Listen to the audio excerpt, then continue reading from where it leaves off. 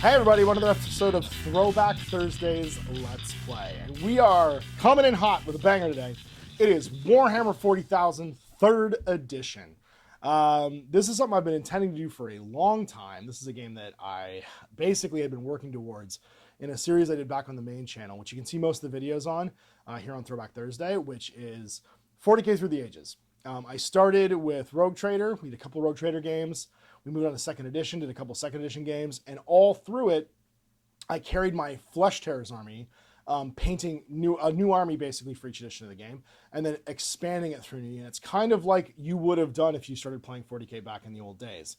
You tended to carry your miniatures like ahead in time, and every book kind of has like legacy miniatures that linger for a little while and then get replaced and slowly evolve. So it's been fun kind of doing that and seeing this army grow. And now we're doing that with 3rd edition 40k, which at the time came with the nicest Space Marine miniatures Games Workshop had ever produced. They were fully multi-part plastic, and I cannot stress how in 1998 this was a massive evolution of the miniatures that came before that. Previously, it was metal miniatures, plastic components you kind of had to like tack on, and this multi-part plastic kit was incredible. It also came with a land speeder, the first plastic Space Marine vehicle besides the Rhino and the original Predator and Land Raider, which was multi-part as well. It had posable dudes inside, had an interior. The side doors actually came down and had different gun options. You could put a multi-melta or a heavy bolter on it. But we won't talk too much about the box itself. We're going to actually play a game today, and I'm joined by Bob. Howdy. Who has almost the same history. My precious. Yeah, it's your precious copy of the 3rd edition rulebook. It is in, this is the scary thing. This Bob's copy is in such good condition. I hold it like this every time. Every time. This is so 1998, this is now a 27-year-old book, and it looks like it's like a PSA grade like 8 or 9. Yeah, I've taken extreme care. Bob, I've killed so many copies of that book. In fact, the one that we're using today, you do not want to handle because the back might fall out of it. But you can see the GMT reviews of the rulebook and the box set separately also today on the channel. We're going to actually play a game today. And this box is interesting because I painted up, basically I cobbled together and painted up a complete starter set. We have our whippy sticks, we have our templates, we have our dice, we have our little scenery gubbins, we got some tank traps, some jerry cans and some oil cans, a bunch of ruins that I've zhuzhed up, and the notorious plastic jungle tree, which was the most breakable piece of terrain I think ever made by Games Workshop. But pretty darn iconic. It is pretty iconic. Yep, it's definitely iconic to the era. It was the first. It was basically a very complete game in a box. It gave you a 250-point demo game, and that's what we're going to play today. And funnily enough, this was still the 40k starter set when I started working for Games Workshop in 2000. And so I gave a lot of demos of 40k 3rd edition, and it's definitely the edition I played the most. So This is a game that I can kind of play in my sleep. Yeah, and same here. I started, I started playing in 96, so I had, a year or two of 2nd edition. Yep. And then my kind of core high school and college years, I played 3rd edition. I played hundreds of games. I lost dozens of games. Because you're playing Dark Eldar. Because I was playing Dark Eldar. And it's me, and I have terrible dice rolls. Yeah. I am as unlucky as one of my primary opponents was lucky. Right. That is usually, there's usually that in every duo of 40k gamers. So I think back in 2000, this was retailing for $85. It was less than 100. Well, yeah, US. It's 30 infantry miniatures. Well, so 85 Canadian. I think it was 65 US back then. I was just say it was really cheap. Yeah. It came with templates, 2 red whippy sticks, dice, a ruin, tank traps, 20 Dark Eldar, 10 Space Marines, and a vehicle, a land speeder. Which is it's about 250 points. It's about a quarter of an army back in point values for that time. So it also came with 2 quick reference sheets, which I cannot find. Those are the only things I can't find. I was looking for mine. I couldn't find them anywhere. I found my original Warg orc book. The Orcs? That's a Road Trader code, actually. Yeah. No, I couldn't find the. I couldn't find this. Well, so we're gonna play a full game of 40k. Basically, we're gonna play Seek and Destroy, which is a mission from the rulebook, where you play to the death trying to conserve your point values and trying to kill the opponent's points. So you're going to have 2 squads of Dark Eldar Warriors with 2 Splinter Cannons, Sybarites with power weapons. I'm going to have... From the book? From the big black book, because there's army lists in the back of this book. We'll move on to the codexes later. I'm going to have 2 squads of Space Marines, one with a flamethrower and a sergeant, one with a missile launcher, and then a land speeder with a multi-melta. So we'll show you the table. We'll go through the first couple turns pretty slowly just to give you an idea of the rules. It's a very simple core mechanic, and we'll get this underway. And so here it is, a almost completely restored copy of Warhammer 40,000 3rd edition that we've done for this. Complete with ruins. The box set came with a set of these ruins. Tank traps and barrels, because the box came with that as well. 10-man Space Marine squad. The lovely Jezgoon Space Marines. You can see they even had different marks of armor. Mark 5, Mark 6, and on the Sergeant, the sweet collar for Mark 8. And of course, a lot of Mark 7 as well. Then we had the new plastic Space Marine Land Speeder. Extremely cool. These doors actually open. There was a bit of a detailed interior. And you had the option not just of a multi-melta, which I put on here, but also a heavy bolter. The new style missile launcher, which of course wasn't just a crayon launcher. The new style flamethrower, which looked extremely cool. And these were probably, I would say at the time, like the most exciting miniatures Games Workshop had made. I knew so many people that bought this box just to build these 10 Space Marines because it was all like metal and plastic hybrids before this. It was a real innovation. The closest thing you could say to multi-part or multi-posable plastic were the Chaos. The Chaos Corn Warriors. Berserkers. Well, and they had Chaos the Warriors, basic Chaos for Space Warhammer Marines. Fantasy Battle. Yeah, and true. Yeah, this was so much nicer. better. I adored that land speeder. And then this is the thing that you had a million of because everybody gave them to you was 20 Dark Eldar Warriors. And this was a brand new faction whose army list was in this, the big black book. And this is a much nicer copy of the book than mine. This is Bob's copy. Look, barely any dog earring on this thing. Mine is falling apart. You got 20 dice and a scatter die. You got red 18-inch whippy sticks to measure with. You got the famous jungle tree, which I always used to zhuzh up the ruins as opposed to having separately because they would just fall over immediately. And we fought with all the time trying to keep them standing. Have them sit somewhere properly. And I have an original OG Shatter edition of the blast templates, which we had to replace with flexible white plastic ones afterwards because so many people had them broken. If you ever talk or hear me talk about the quality of a box and the way components get packed inside, it's only because I've worked in the industry so long that I remember the absolute horror show of having to return like components out of these boxes that just shook around and like damaged themselves. Now, what's interesting is despite these being the components that came in the box, they're not actually the components that you saw on the back of the box. These were metal Dark Eldar Warriors that were never released. And this happened quite a bit where prototypes got used for the box art and you didn't actually get these. Like all of these Dark Eldar are metal prototypes that they never actually released. They used for the studio. And even the land speeder, if you look at the pilot, that head does not exist. That's a metal bodied pilot because the pilot wasn't done. And in fact, there is no gunner in that picture. That's a metal heavy bolter that again, doesn't exist on this frame. That has just a shoulder pad kind of blocking where his head is. Just a little movie magic from back in the day. You can tell this is a prototype land speeder because there's no studs on the front for that little crash bar. It's actually covered in studs in the final miniature. So yeah, just like you had to kind of make do back then because plastic production took so much longer. This is our demo all set up, and I've run this demo about a bajillion times. We're going to play the made-up demo mission called Seek and Destroy, where you just use the victory point special rule and random game length to see who can kill as much stuff before the time limit ends. We are playing on a Games Workshop 90s era game mat. You can see here it's the logo and everything. This is a felt and flock mat. I have several of these, which I might actually do like a little mini convention at some point. A 40K classic, if you will, using these. But there was a brown one as well that you've seen me use for Gorka Morka. I've got my spiky ball trees, a holdover from 2nd edition, because you have to have these on the table. And we're ready to rock and roll. Also, toilet brush trees, a very important item that you could buy in Games Workshop stores back in the 90s. All right, so now we're playing out of the big black book, and that means that we're using the army lists that come in the back of here. Now, the army lists were all... Oh, yes. Observe. Yeah, temporary. You have your book now. I do have my book. I have my book over here. Notice how it falls open to the Space Marine section very quickly. We get some special rules. One of them is Terminators. They can move and fire with heavy weapons. They can only, they can't basically fall back as quickly, though, because they're so slow.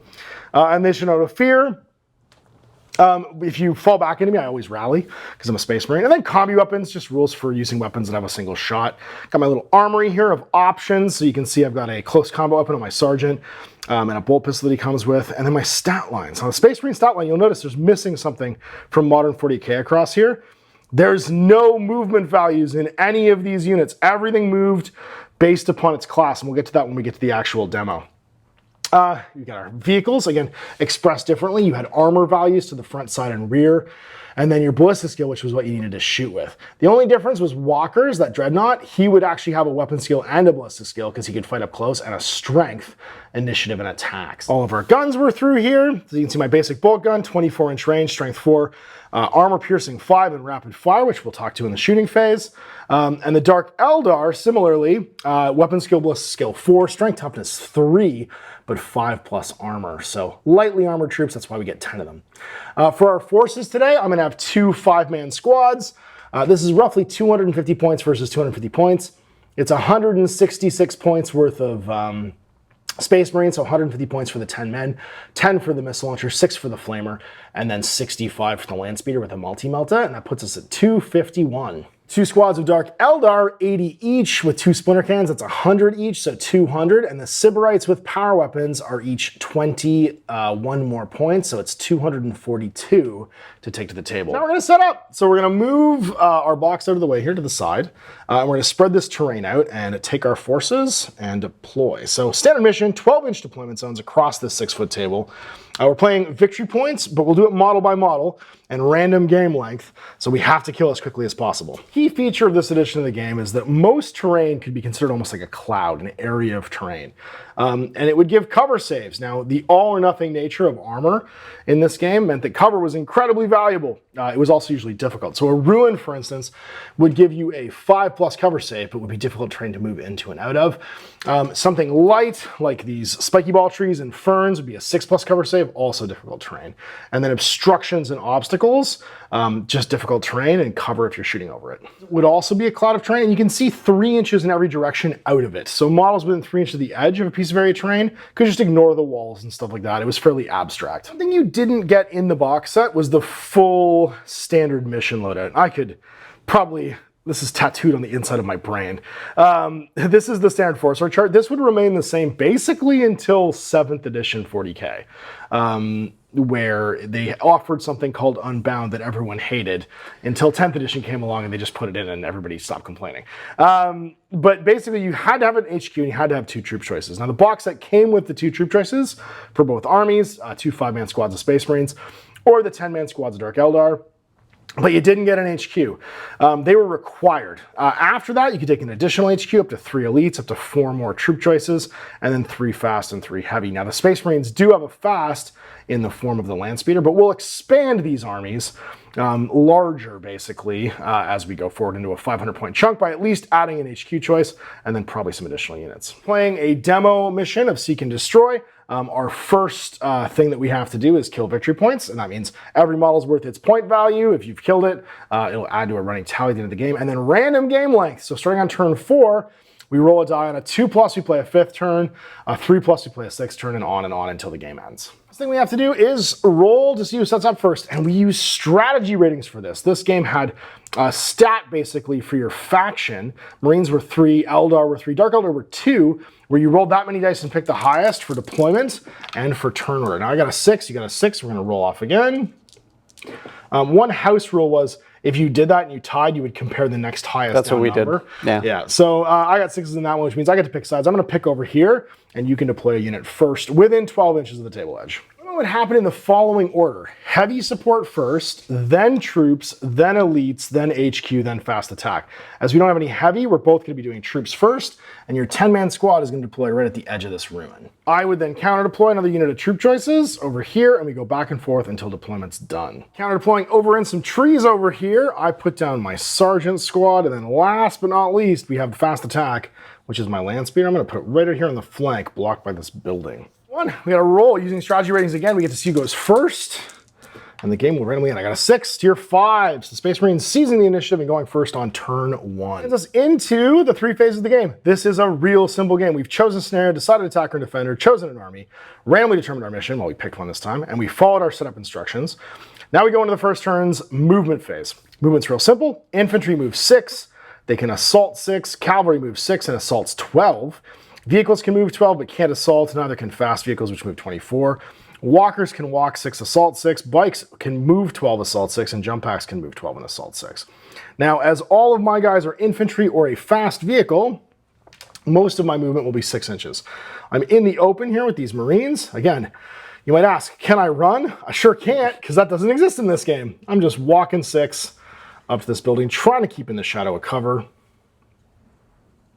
Now, if I wanted to move this unit, I would be in difficult terrain. That means rolling 2 dice and picking the highest for my movement to get a random value between 1 and 6. I have a heavy weapon, though, their missile launcher, which can't move and fire. So they're happy to sit still. Land speeder, however, is a fast vehicle, which means it can move up to 24. It's only going to move 18, though, and stay in the shadow of this building, so this Dark Eldar can't shoot it with their splinter cannons. You can shoot up to 12 a single weapon, but because it doesn't have line of fire and it moved too far, it won't be doing that this turn anyway. And that's my movement phase done. Into the shooting phase. Shooting is real simple. Pick a target, see if it's in range, no pre-measuring, roll to hit using your ballistic skill. This is usually expressed in these bottom values now in modern 40K. Before you would look at your ballistic skill and see what you need to roll. So most models on the table here are going to be hitting on a 3+. Gun type really matters. Now, rapid fire weapons can shoot once up to 24 if they move. Once up to their full range if they don't move. Once up to 12 if they do move. And if they're rapid fire, they can shoot twice at 12 if they don't move. So very different to wrap your head around compared to modern rapid fire. Selecting this target over here, my heavy weapon with a heavy 48-inch range is going to blast into those Dark Eldar, I think, with a frag missile. It's a blast weapon. That means it rolls to hit like normal, and if it does, I land it directly on somebody's head. I can pick any spot in the squad I want to do the most damage. Any model fully under the templates hit automatically. Any models partially hit are hit on a 4+. 2 is my maximum. All right, thanks, Bob. So I'm going to roll to hit on a 3, and if I land this, which I do, I've got 2 fulls and 4 partials. 4 full, 2 4 full and 2 partials. Oh my God, okay. On a 4+, they're also in. So 1 is, that's 5 total. There's guys in cover there, which is going to help you quite a bit. Now the strength of my attack is 4. The toughness of an Eldar is 3, so a 3+ to wound. Notice there's some ends on this chart too. This doesn't exist in modern 40K, but you could actually not have the possibility of wounding. In modern 40K, everything always wounds on a 6. If you fall off the chart, you just can't hurt that guy. It's even more interesting when we include vehicles, but we'll have that happen when the Dark Eldar shoot my land speeder. 1, 2, 3 wounds, and now we have to compare AP values to armor values. Now my frag missile has an AP value of 5. I'm a liar, it's 6, not 5, and that means your 5+ armor save is not equal to or lower than my AP, and that means you get your full save. If it's AP 5, like my bolters are, then you would get a cover save from the cover, which also happens to be 5 in this case, because it's a ruin. So 5 up armor, pass 2. So only 1 guy gets exploded by a missile. Now you can pick anyone in the squad in this case, just taking a regular guy. Now if you'd taken 2 more casualties there, you would have had to make a morale check, at which case you might fall back. Because I didn't move and you're still at your starting line, there's no way my bolters are in 24-inch range. My multi-melt I can't see, and everyone else here is also reduced to a 12-inch range. So I won't have anyone else I can fire at with my bolters and my bolt pistol. My flamethrower has a template, which will also be out of range, so that's gonna end my shooting phase. This is the assault phase. I can move 6 inches in the assault phase, provided I get into contact with an enemy model. No one's gonna be in range, and that ends my turn 1. Turn 1, Dark Eldar. You guys get to move as you wish, but you are all in difficult terrain, which will mean that you'll need to make a check to move. So who's gonna move first? Woods guys? Woods guys, you're gonna move. 1 inch. Oh no, that woods is very deep. But your splinter cannon might end up in range. No, I don't think so. The one on the flank probably won't though. Very sneaky. The one splinter cannon might be able to see. See if these guys do any better. Less sneaky? Marginally. I mean, 3 times less sneaky. Yes. Unfortunately, not within 3 of the edge, but still pretty good. I can get a splinter cannon. Yeah, you get a splinter cannon off for sure. Moving over, these guys taking position in the building. So now your shooting phase, phase 2. Your 2 splinter cannons in that squad can definitely see into here. And that means you'll probably be in range having moved up. I don't think they have the angle on these guys. No, they don't. Guy at the very least, so you're Yeah, good. front guy is... That's 4 shots. Now this is an assault weapon, which means it always gets to shoot its full distance, even if you move. Now bliss skill 4, so hitting on 3s, that's 2 hits. Strength 4 against my toughness of 4 is a 4 to wound. So 1 wound.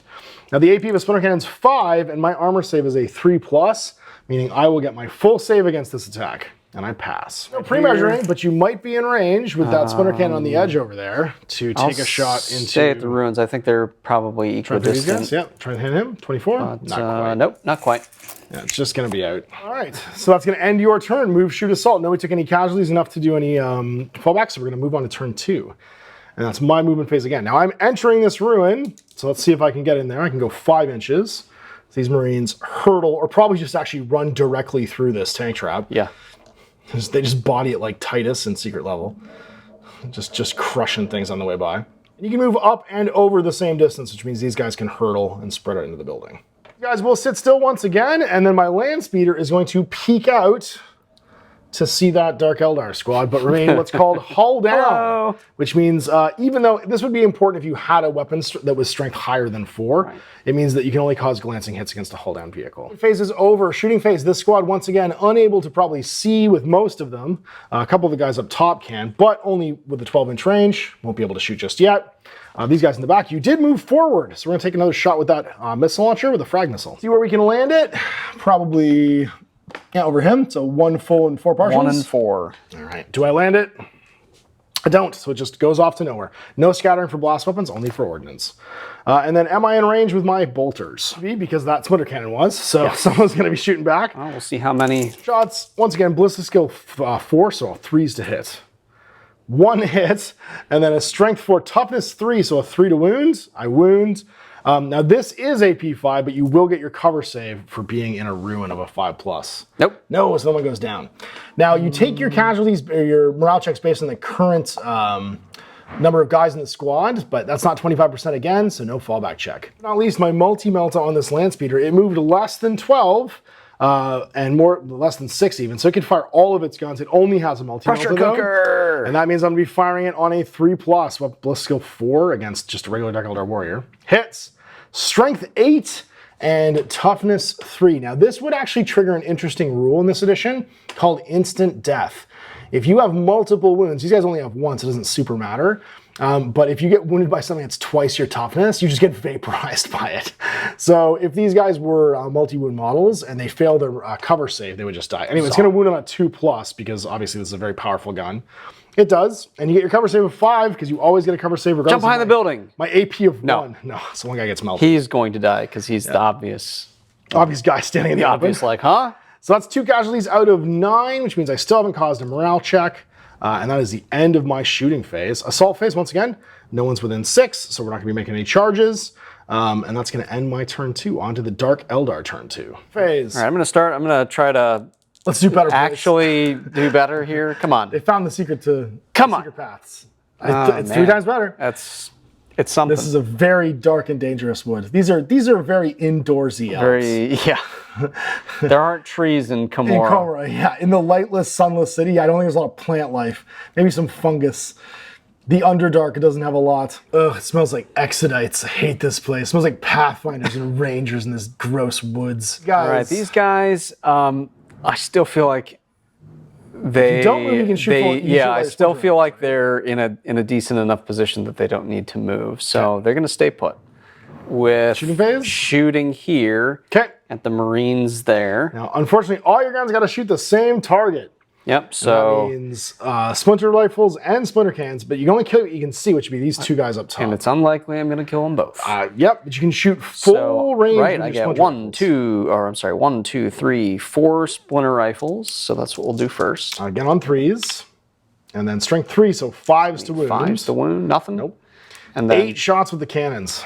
The cannons. Because they're assault. There we go. So another 4 hits, and then forced wounds. Look at that, wasting all my sixes. I know. Well, you need this to move. Yeah, I do. So 3 wounds, 3 armor saves. It's AP 5 against my armor save of 3+. So the 2 guys up top there are my potential casualties. 3s. Nope, 1 guy goes down. We'll take him. That's tying it up point-wise. That guy's 15 points. So 16 to 15 right now from the 2 Dark Elder that I've killed. Flank, you think anybody's in 24? Probably 1 or 2 of those Splinter Cannons. Well, if I only move 3, it's going to be tight, but I'm going to give it a whirl.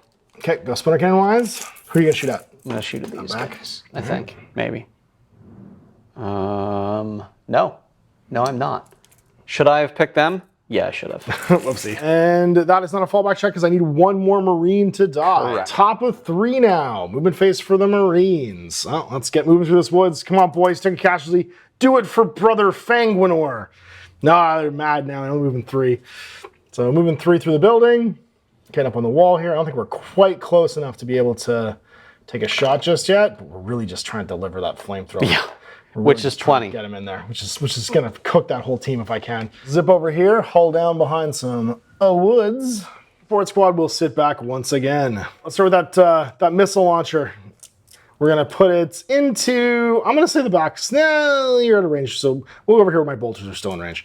So probably the same as before, 1 guy and 4 partials. Does it hit? Because he didn't move. Does, and then 4 partials on a 4+. They are also hit under the blast template on 4s. 1, so 2 total. Wounds, 2 wounds, 2 saves. Now it's AP 6, 5+ armor. Pass, fail. And then it comes down to the bolters. 4 bolters on 3s. Oh, they're mad now. And then 3s to wound. 1, 2, 3 saves. Now these will be a 5+ cover save because once again, my AP will go through your armor. Ooh. 2 pass, 1 fail, but that is a morale check.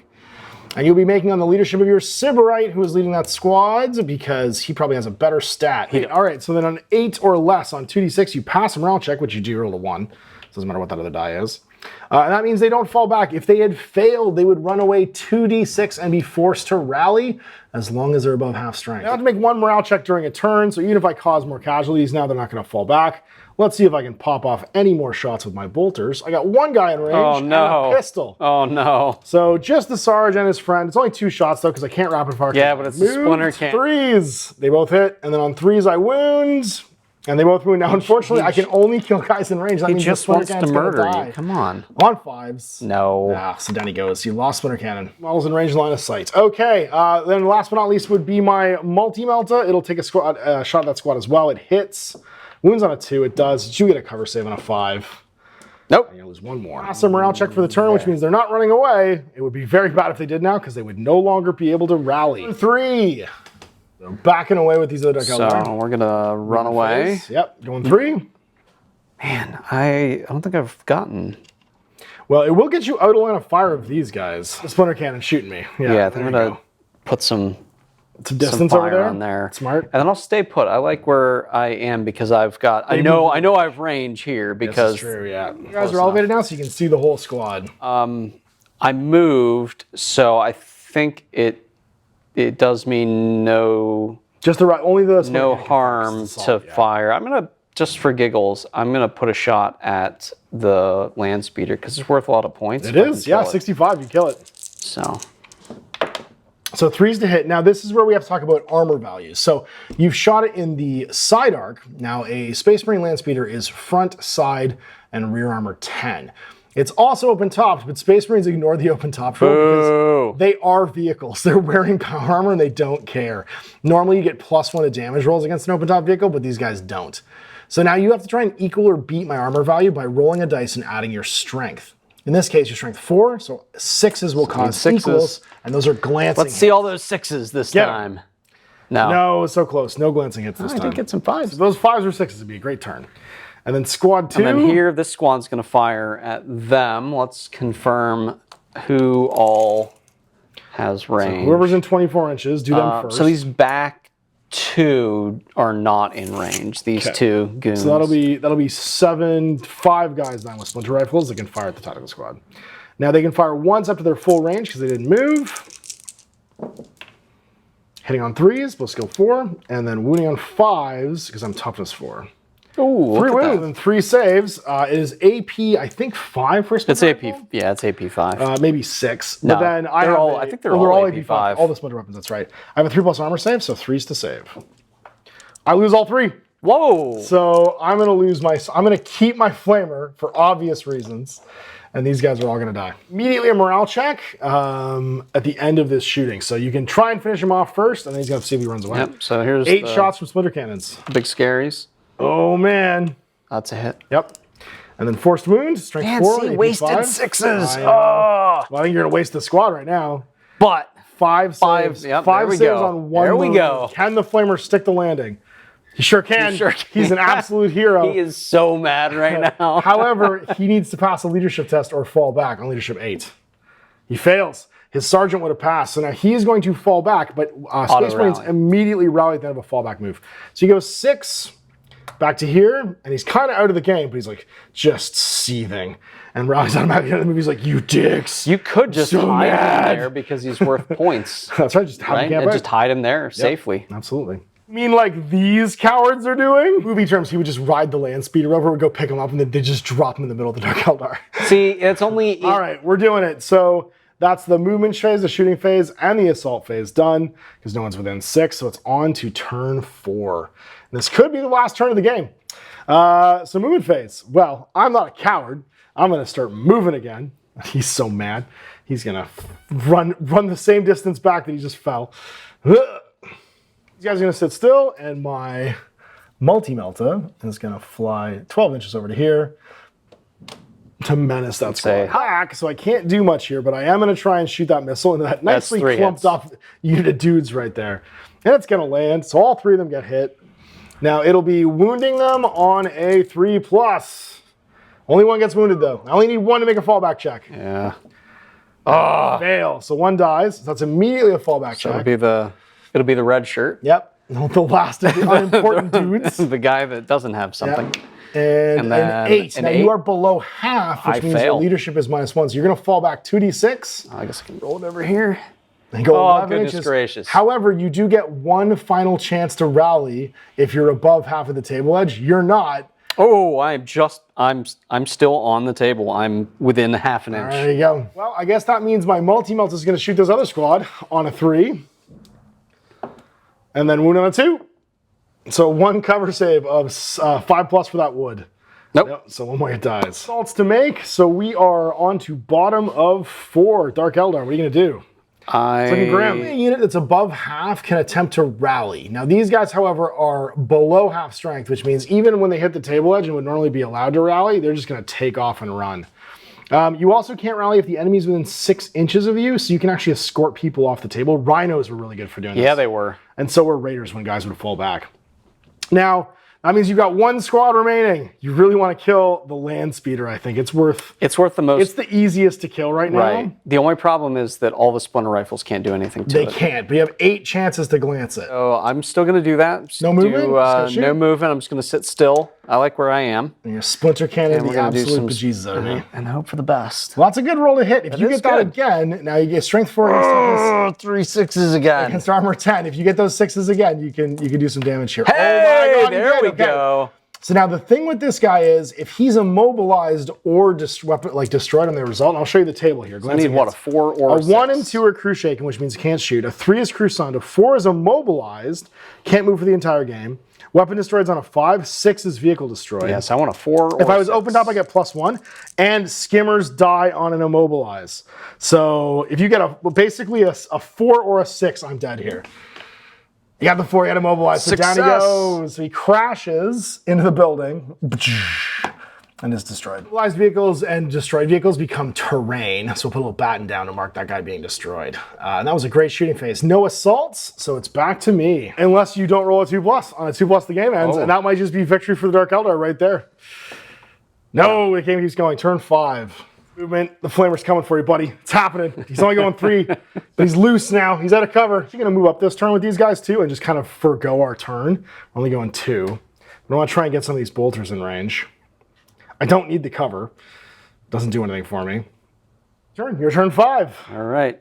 Can't shoot. I'm going to make you come to me. Well, you can shoot me. So Who are you gonna shoot at? So I'm gonna shoot. I want to finish this flamer guy off. Yeah, that tracks. I before think a he- bunch of splinter rifles are in range of him now too. More Who's gonna see? satisfying. Because some of them won't be able to see past the corner of this room. Because I'm Oh, on that's ground true. floor now. Yep. So I think it's gonna be. Looks like everything along this line. So those three guys won't be able to see. You know. Oh yeah, he can. It looks like he Okay, can. so it's just these 1, 2, 3 rifles, 4 rifles, and 2 cannons. Right, 4. 1, 2, 3, 4. 4 yep. rifles, yep. on So we'll threes do again. 4 rifles. So 2 hits and then 5 wounds. Nope. Nothing, and Like then 8 shots from the cannon. This flamethrower is dying like a hero right now. come on. 3s. Oh my god. wow. 7 hits. And then 4 to wounds. Ruh-roh. Need some 4s. 2? Oh, you can do it, buddy. He can, You can do it, buddy. 3s. Yeah, he Oh, yeah, lives. 10. Now it's turn 5. Does the game keep going on a 3+? How about you roll it this time? All right, I will. 3+. Yeah, Sure turn does. 6. Flamethrower. Dodge a splinter, you can dodge a ball. And he's gonna keep going behind the shadow of that building. He's gonna sit still now because they should be in yeah, they range. should And be we're in gonna start range. blasting. I'll start with the frag missile. We'll do it on probably his head or maybe his head. Get the most. Probably get 3 and a full. 3. If I do it on him, I think I get a full and 4 partials. Partials even. All right. Well, on a 3+, do I land it? I don't. And then 4 boulder shots on 3s. And then on 3s, 1 save. It'll be for your woods though on 5, so 1 guy goes down. Bites it. No assaults, so it's back to you. Your turn 6. This flamethrower to die. So I I'm mean, actually he's gonna. gonna be a problem next turn if he doesn't. yeah. I'm just gonna sit. Oh, but do I want? I could move up and try to get. I'm gonna do that. I'm gonna move, and try to move more forward into the forest. There's no penalty for it because Right, if you're 'cause- just using splinter cannons anyway. Everybody's able So we're to just shoot gonna it. kind of reposition ourselves. It means that the rest of them might be able to shoot this further tactical squad later on. right, Just get everybody in the woods. The splinter cannons don't care because they shoot 24 either way. right. We're actually don't die a boundary sniping of. Get yourself a nice teardrop shape. That'd be really handy if you just fit yourself into the shape of like an ice cream cone. All I really care about are. The cannons. Yeah. So you're cannons. dropping your range to 12 for the splinter rifles, but the cannons can all fire on 3s. And then 4s to wounds. This guy's got to die. They're getting nervous. Die! 4. Got this, brother. You're fine. Stick the landing on 3s. No, down he goes. Finally. No assaults. So bottom of 6. Does the game keep going on a 4+ All right, now? let's see. No, and That's that's it. game. All right. So at the end of all of this, we got to add up points. You've got 65 for my land speeder, and then 81 for my tactical squad with the veteran sergeant in it. Or the sergeant in it. So that's going to be 65 plus 81 is 66, 146 points. Killed 10 and 2. So Full 10-man squad. full 10-man squad is 121. And then 2 more guys is another 16, so 137. 137. So you won by like 8 points. 8 points. Yeah, you did it. If I killed one you had more killed guy. one more guy, One it would've more been guy, that would have been game. absolute Nice. tie. Perfectly close. We didn't get to super demonstrate here, which we'll do real quick at the end, is an assault. And we'll use this building as an example of a way to do assaults. So regardless of who goes first, doesn't really matter. We'll roll off anyway. Strategy rating. I got a 4. You get a 5, so you win. Entering and fighting assaults across buildings is very important. Now, if you're in the open, you're just going to go in descending initiative value. Decide that charge gets +1 attack during a charge. Now, in this case, you can also take positions inside of a building and get some advantages. So why don't you roll your difficult terrain test and go set up in this building. Hey, there's the roll you were There's looking for that. all game. And you get to walk in 6 and just take position inside this building. Now, when you're trying to hold up for an assault, you want as many guys within 2 inches of each other as possible, because everybody within 2 inches of a combat gets to fight. So there's the movement phase. Now, shooting phase, you have moved within 12 inches of me, so all your splinter rifles will get a shot against me. So you're gonna get, and the pistol as well, the actually, would be the pistol. same with this range. So we'll 8 get shots on 3s. And you try and soften me up and then hold position. So 3s to hit. This is just a normal shooting phase. 5s to wound. 2 saves. So again, splinter pistols have an AP of 5. I get 3+ armor saves because it's not equal or less than my armor. And I'll lose a guy. So there we go. You've softened me up for the assault. And the big Splinter cannons. cannon. Ooh. Not so great. That's 2, and then 4s. They're harder to move on far on the move apparently than the splinter rifles are. So as you move, there's your shoot. You're not within 6 inches, so you won't launch an assault. You'll wait for me. Space Marines. Now, the nice thing about holding a piece of terrain is it's harder to get you an assault because I got to make my difficult terrain move to get in now. I'll go 6. So I come flooding into the building. I'll still get my shots, but because I moved, I'm only going to get to fire once, opposed to rapid firing. And I get to use my flamer, which is nice. Well, it'll help hit a couple guys. I think my maximum is going to be 3 or 4 over there. You can get 4 there. So I get a chunk of them. Automatically hits, wounding on 3s, and it's AP 5 as well.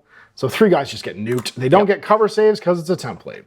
That's right, an AP 5 goes through your armor. So then my pistols and my bolters are all going to be the same here, hitting on 3s. I hit once. I don't wound. Now comes the assault phase. Now in the assault phase, because, I guess I would have made a morale check. Morale. Oh, okay, I passed. I was going to say, I'll doctor it if we need to. Movie magic it. So the assault phase, I have to make a difficult terrain test again to launch this assault, and you're in terrain, which would give you an advantage by initiative. So I only roll a 2 here. Luckily my sergeant's just close enough. He gets into base-to-base contact, and everybody else gets to move 2 as well. Now because you are in cover, you're going to get initiative 10 in the initiative band steps. And you go down from initiative 10 down to initiative 1 fighting. Anything that would strike last in this edition, like a power fist, becomes initiative 1 automatically, no matter what your initiative is.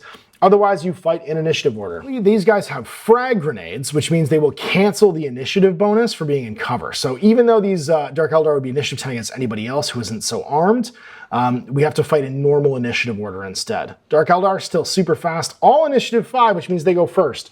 So you're gonna have to strike with your initiative 5 guys. 1, 2, 3, 4, 5, 6 Dark Eldar warriors. They've all got 1 attack each, and we would compare weapon skills.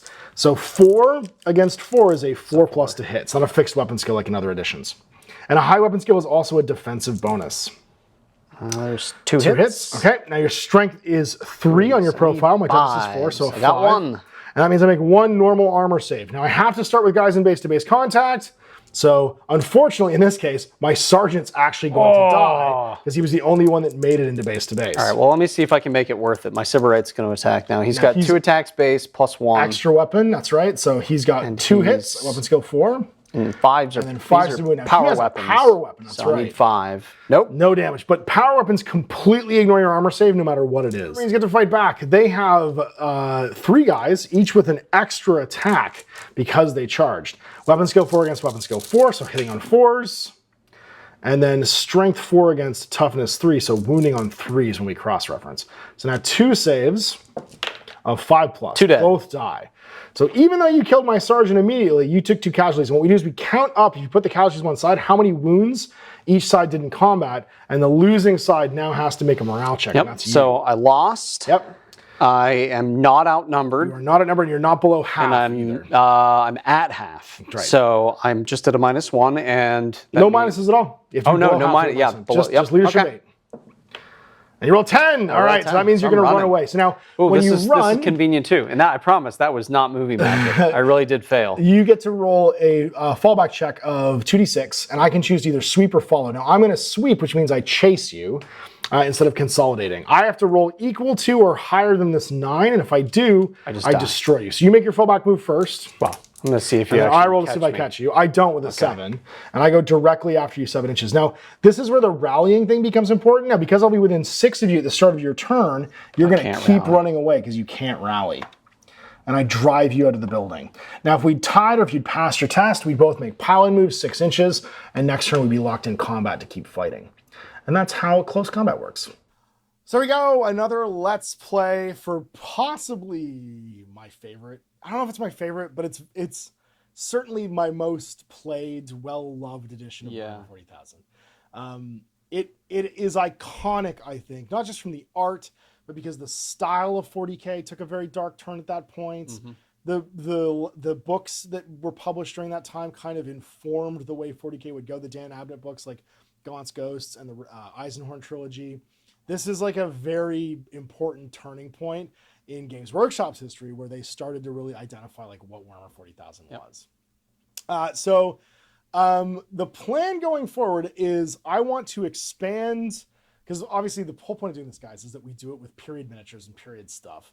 So I want to expand the Dark Eldar and the Flesh Tearers into functioning armies, and that means I got to do a lot of bits box digging. I have stuff to do the Flesh Tearers now. I have faith in you. Well, a lot of my Flesh Tearers are already done because I have my army through the ages, and a lot of the second edition stuff just lasts the entire edition.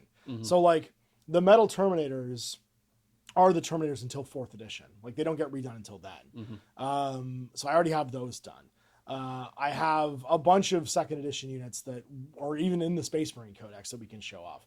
But I've dug around, and I also want to show some of the supplement materials. And because I'm playing a Flesh Tearers army, I want to use the Blood Angels supplement at some point.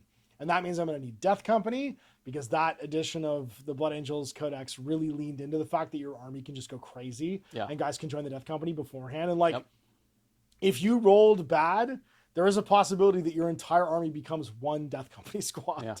They can just, if you just roll perpetual sixes. And it's like anything. Terminator squads, like expensive just stuff, just sub. Okay, you're a gone. Death Company. So taking Terminators, it's funny I have so many painted because it's not a great idea, to be honest, in this army. But I have the Captain from the 3rd edition box. I actually have the Black Templars Captain too, with the axe and the combi melta that I could paint up. I don't know if I know what that one He was the pre-order one for this edition. He's a very cool miniature.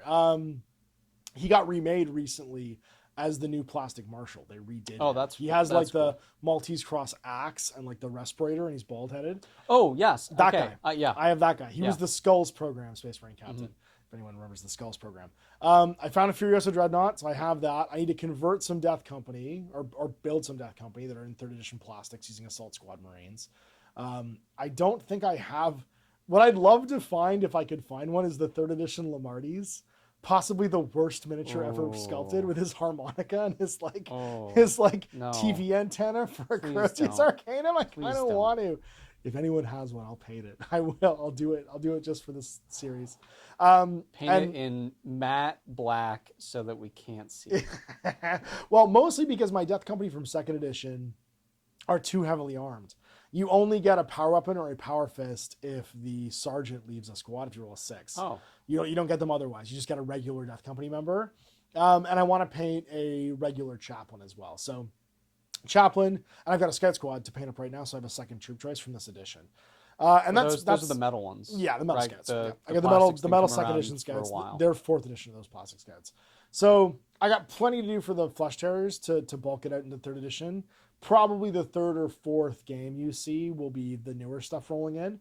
I'm going to break out my orcs, even though they're not technically all 3rd edition. All your Shooter Boys are, though. The Shooter Boys, like my boys are. And your War Tracks are. And the War Tracks. But I have a lot of Black Reach stuff because those knobs were, let's face it, fantastic. Yeah, absolutely. So people started orc armies for Black Reach, which is great. That's 5th edition. So there'll be some newer stuff mixed in, but that's fine. We can't. No, I'm not holding anyone to my standard of all using the appropriate edition, and there's enough old stuff in your army that I think it works just fine. And I want to do the Dark Eldar, but that's going to take a lot more bits diving. I have another warrior squad with Dark Lances. I have a bunch of Incubi, but I don't have a Lord. I do. So I got to find. I'll get you the Lord. Get you the Lord. Okay, so I'll have the Lord. I think a friend of mine's trying to find me a Talos. I've got 2 Witch squads, and I've got a ton of Incubi, but I can't use them without the Lord, so I'll start painting those up as well. So hopefully by about midway through the series of us doing all the missions from the rule book, I'll have a 1,000-point Dark Eldar army that you can play with as well, and we'll go back and forth and try and play everything from the rule book, and also the Dark Eldar and Space Marine Codex missions, and maybe the Blood Angel one if we can get that far, before we move on editions again, and that'll be our 3rd edition project. So looking for bits and pieces. We're doing some bits bossing, and we'll probably, you'll see the things evolve as we get through this series and keep playing games. So anyway, there it is, Warhammer 40,000 3rd edition. You can check out the rulebook review as well as the box set review, talking a bit more about it today as well. We can just lock it in. Thanks for watching. Thanks, Mash.